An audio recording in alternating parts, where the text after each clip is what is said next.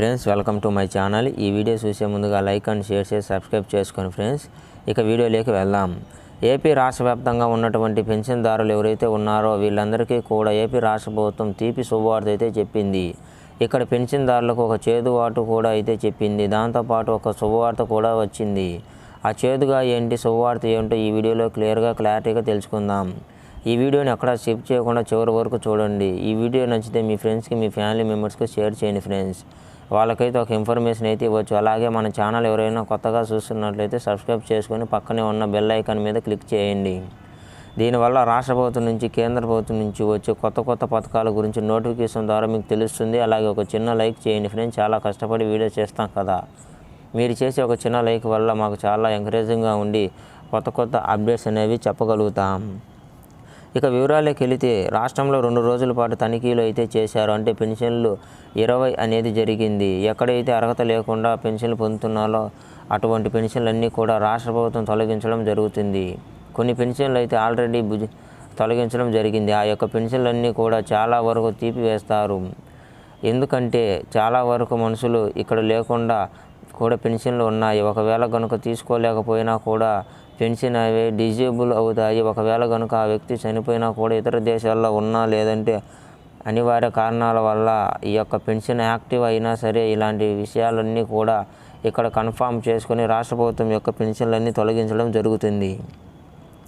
ఇక సామాన్య భద్రత పెన్షన్ పొందాల్సిన వాళ్ళు దివ్యాంగ పెన్షన్ పొందుతున్నారు. అలాంటి దివ్యాంగుల పెన్షన్ ఇవ్వాలంటే కనుక వాళ్ళ యొక్క సర్టిఫికేట్లు చూసి చెక్ చేస్తారు. అనేది బుక్ చేసుకొని డిజిబుల్ సర్టిఫికేట్ ఏదైతే ఉంటుందో అది చెక్ చేసి ఇవ్వాలంటే కనుక ఖచ్చితంగా వారికి ఇవ్వడం అయితే జరుగుతుంది. లేదంటే కనుక ప్రజెంట్ యొక్క పెన్షన్ అయితే వాళ్ళకైతే ఇవ్వటం జరగదు.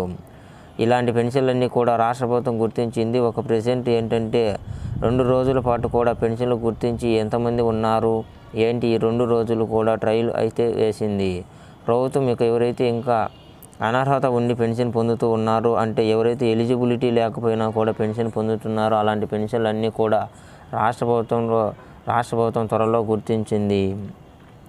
ఇక మేమైతే సేవయామనికి ఎవరు అనుకోవద్దు. 2 రోజుల పాటు కూడా ట్రైలర్తో వేసింది. ప్రాజెక్ట్ కింద ప్రతి మండలానికి, జిల్లాకి సంబంధించి ఒక సచివాలయాన్ని కూడా అయితే ఎన్నుకుంది. ఇక ఆ యొక్క ఊర్లో ఒక్కొక్క సచివాలయాన్ని పట్టుకొని తనిఖీలు అయితే చేశారు. ఇక ఇది సక్సెస్ అయింది కాబట్టి ఇక మిగతా వారిని కూడా గుర్తించే ప్రక్రియ అయితే జరుగుతుంది. అంటే యథావిధిగా ఈ ప్రక్రియ అనేది చేస్తారు. ఒకరినైతే కేటాయించి ఒకరినైతే తీసివేస్తారు. ఇక దీంతో పాటు కొత్త పెన్షన్ అప్లై చేసుకోవడానికి డేట్ అనేది కూడా మనకు ప్రకటించడం అయితే జరిగింది. అంటే కొత్త పెన్షన్లకు మీరు అప్లై చేసుకోవచ్చు. మీకు ఎలిజిబిలిటీ ఉంటే కనుక అప్పుడే అయితే మీకు కొత్త పెన్షన్ అయితే వస్తుంది. ఇక అప్లై చేసుకోవడానికి కూడా మీ దగ్గర ఉండాల్సిన డాక్యుమెంట్స్ ఏంటో కాదండి, మీకు మీ యొక్క Aadhaar card, ration card, cash income of birth సర్టిఫికేట్లు మినిమంగా ఇవ్వండి. రూల్స్ అనేవి యథావిధిగా పాటిస్తారు. ఇక సామాన్య భద్రత పొందే వాళ్ళకైతే 4,000 వస్తాయి. దివ్యాంగులకైతే 6,000 నుంచి 15,000 వరకు పొందుతారు. ఇక రూల్స్ అనేవి నార్మల్గా మీ యొక్క ఆదాయం అనేది సంవత్సరానికి 3 లక్షల కన్నా తక్కువ ఉండాలి. అదేవిధంగా వ్యవసాయ భూమి కలిగి ఉంటే కనుక సిటీల్లో అయితే 5 ఎకరాలు, గ్రామాల్లో అయితే 10 ఎకరాల్లో మినహాయి అయితే ఇస్తారు. ఇక 4 చక్రాల వాహనం అయితే మీ పేరు మీద రిజిస్టర్ విధంగా మీ యొక్క ఇన్కమ్ ట్యాక్స్ ఇప్పుడు కానీ గతంలో కానీ కట్టి ఉండకూడదు. ఇలాంటి రూల్స్ అనేది చెప్తున్నారు. అదేవిధంగా ఏ వయసు అనేది నడవాలి అనేది చేశారు. ఈసారి ఎస్టీ, ఎస్సీ, బీసీ మైనార్టీలకు వయసు అనేది 50 సంవత్సరాలు ఉంటే సరిపోతుంది. కొత్త పెన్షన్లకు అప్లై చేసుకోవడానికి దివ్యాంగ పెన్షన్లు అయితే వాళ్ళు సామాన్య భద్రత అయితే పాటిస్తున్నారు. 50 సంవత్సరాల పార్టీ చాలు. ఆధార్ కార్డు మీ యొక్క వయసు అనేది చెక్ చేయడం జరుగుతుంది.